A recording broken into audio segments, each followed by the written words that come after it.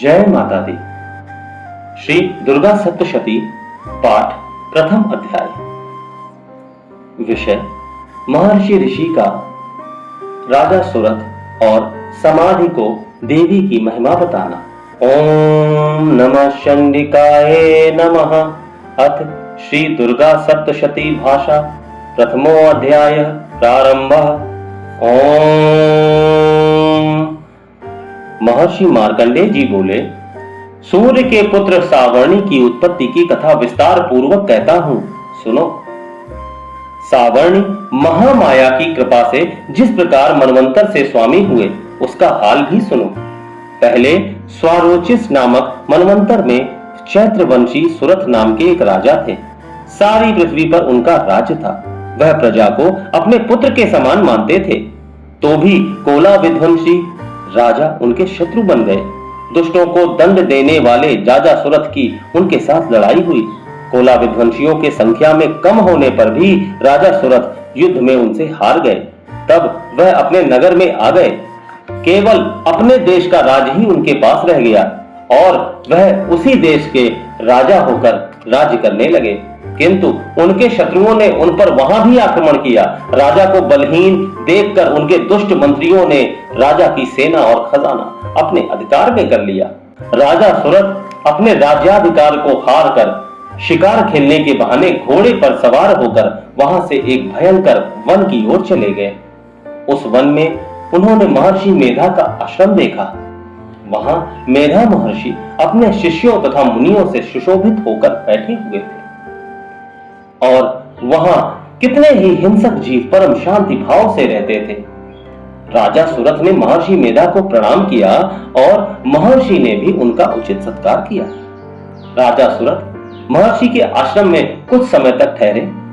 अपने नगर की ममता के आकर्षण से राजा अपने मन में सोचने लगे, पूर्व काल में पूर्वजों ने जिस नगर का पालन किया था वह आज मेरे हाथों से निकल गया। मेरे दुष्ट एवं दुरात्मा मंत्री मेरे नगर की अब धर्म से रक्षा कर रहे होंगे या नहीं। मेरा प्रधान हाथी जो कि सदा मद की वर्षा करने वाला और शूरवीर था, मेरे वैरियों के वश में होकर न जाने क्या दुख भोग रहा होगा। मेरे आज्ञाकारी नौकर जो मेरी कृपा से धन और भोजन पाने से सदैव सुखी रहते थे और मेरे पीछे पीछे चलते थे, वह अब निश्चय ही उन दुष्ट राजाओं का अनुसरण करते होंगे और मेरे दुष्ट एवं दुरात्मा मंत्रियों द्वारा व्यर्थ ही धन को व्यय करने से संचित किया हुआ मेरा खजाना एक दिन अवश्य खाली हो जाएगा।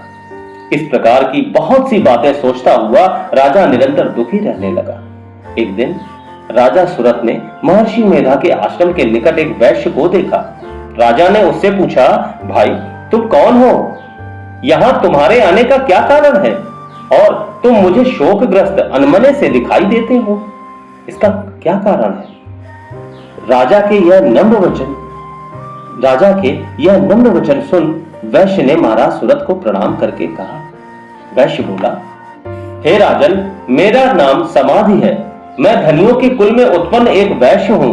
मेरे दुष्ट स्त्री पुत्र आदिकों ने लोभ से मेरा सब धन छीन लिया है और मुझे घर से निकाल दिया है।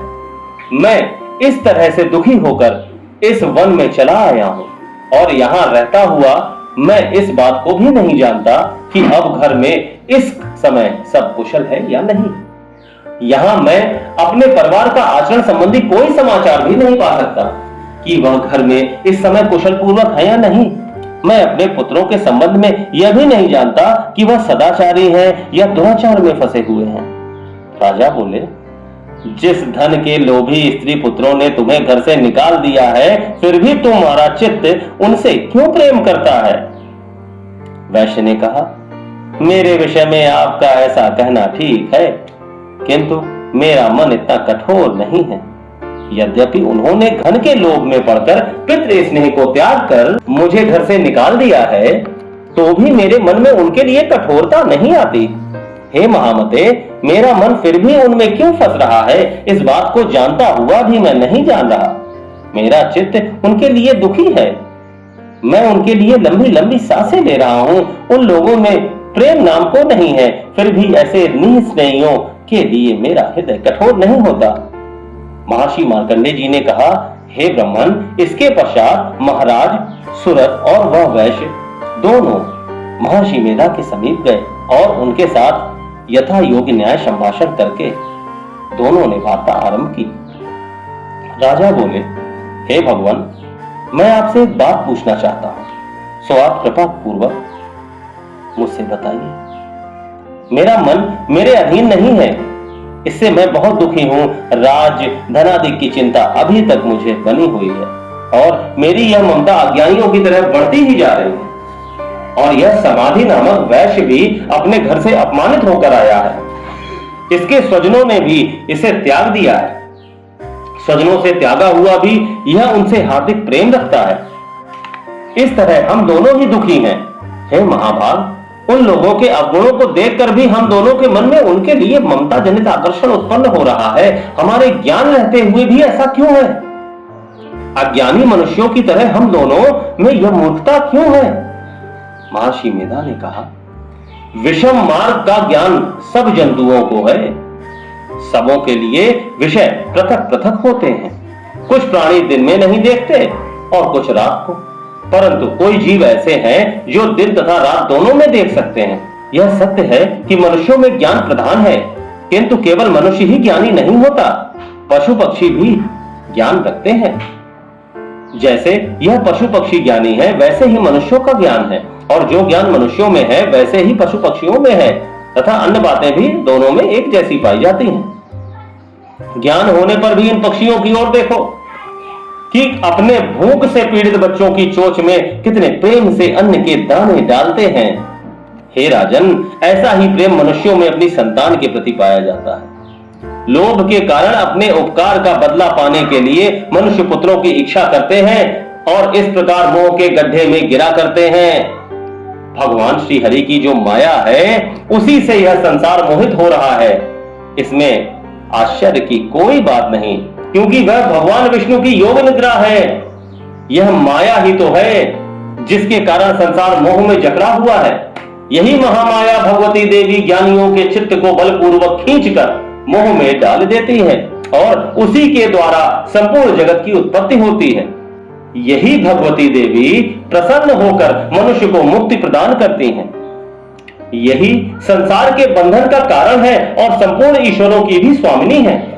महाराज सुरथ ने पूछा, भगवान, वह देवी कौन सी है जिसको आप महामाया कहते हैं? हे ब्राह्मण, वह कैसे उत्पन्न हुई और उसका कार्य क्या है? उसके चरित्र कौन कौन से हैं? प्रभु, उसका जैसा प्रभाव हो, जैसा स्वरूप हो, वह सब ही कृपा कर मुझसे कहिए, मैं आपसे सुनना चाहता हूं।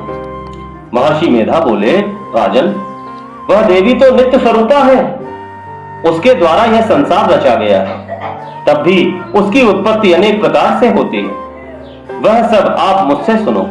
वह देवताओं का कार्य सिद्ध करने के लिए प्रकट होती है, उस समय वह उत्पन्न हुई कहलाती है। संसार को जलमय करके जब भगवान विष्णु योग निद्रा का आश्रय लेकर शेष सैया पर सो रहे थे, तब मधुकैटभ नाम के दो असुर उनके कानों के मैल से प्रकट हुए और वह श्री ब्रह्मा जी को मारने के लिए तैयार हो गए। श्री ब्रह्मा जी ने जब उन दोनों को अपनी ओर आते देखा और यह भी देखा कि भगवान विष्णु योग निद्रा का आश्रय लेकर सो रहे हैं, तो वह उस समय श्री भगवान विष्णु को जगाने के लिए उनके नेत्रों में निवास करने वाली योग निद्रा की स्तुति करने लगे। श्री ब्रह्मा जी ने कहा, हे देवी, तुम ही स्वाहा, तुम ही स्वधा और तुम ही वष्टिकार हो। स्वर भी तुम्हारा ही स्वरूप है, तुम ही जीवन देने वाली सुधा हो। नित्य अक्षर प्रणव में अकार उकार मकार, इन तीनों में माताओं के रूप में तुम ही स्थित हो। इनके अतिरिक्त जो बिंदुपत अर्ध मात्रा है, जिसका कि विशेष रूप से उच्चारण नहीं किया जाता है, हे देवी, वह भी तुम ही हो। हे देवी, संध्या, सावित्री तथा परम जननी तुम ही हो। तुम इस विश्व को धारण करने वाली हो। तुमने ही इस जगत की रचना की है और तुम ही इस जगत का पालन करने वाली हो और तुम ही कल्प के अंत में सबको भक्षण करने वाली हो। हे देवी, जगत की उत्पत्ति के समय तुम षष्ठी रूपा होती हो, पालन काल में स्थित रूपा हो और कल्प के अंत में संहार रूप धारण कर लेती हो। तुम ही महाविद्या, महामाया, महामेधा, महारात्रि और मोहरात्रि हो। श्री ईश्वरी और बोध स्वरूपा बुद्धि भी तुम ही हो। लज्जा, पुष्टि, तुष्टि, शांति और क्षमा भी तुम ही हो। तुम खड्ग धारिणी, शूल धारिणी, घोर रूपा तथा गदा, चक्र, शंख और धनुष के धारण करने वाली हो। बाण, भुशुंडी और परिघ यह भी तुम्हारे ही अस्त्र हैं। तुम सौम्य और सौम्यतर हो। यही नहीं बल्कि जितनी भी सौम्य तथा सुंदर वस्तुएं इस संसार में हैं, उन सबसे बढ़कर सुंदर तुम हो। पर और अपर सबसे परे रहने वाली सुंदर तुम ही हो। हे सर्व स्वरूपे देवी, जो भी सत असत पदार्थ है और उनमें जो शक्ति है वह तुम ही हो। ऐसी अवस्था में भला तुम्हारी स्तुति कौन कर सकता है? इस संसार की सृष्टि, पालन और संहार करने वाले जो भगवान हैं, उनको भी जब तुमने निद्रा के वशीभूत कर दिया है, तो फिर तुम्हारी स्तुति कौन कर सकता है? मुझे भगवान विष्णु और भगवान शंकर को शरीर धारण कराने वाली तुम ही हो। तुम्हारी स्तुति करने की शक्ति किसमें है? हे देवी, तुम तो अपने इन उदार प्रभावों के कारण ही प्रशंसनीय हो।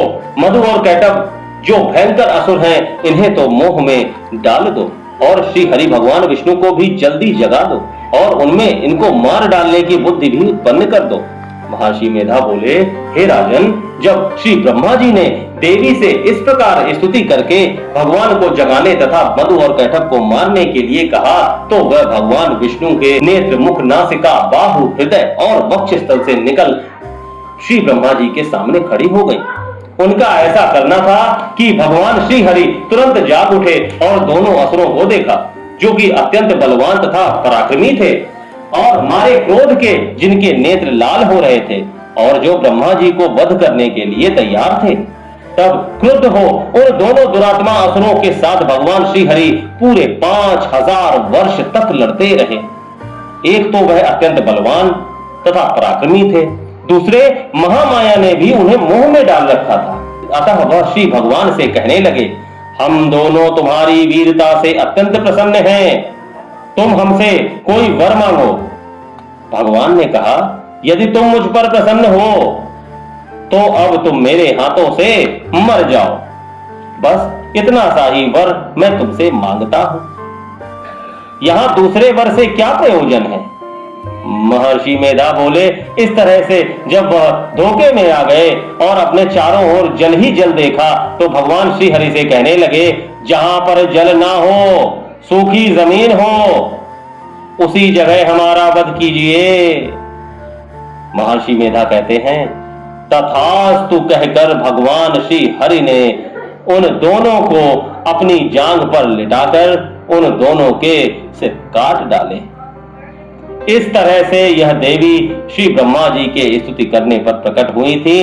अब तुमसे उनके प्रभाव का वर्णन करता हूं, सो सुनो। जय माता दी।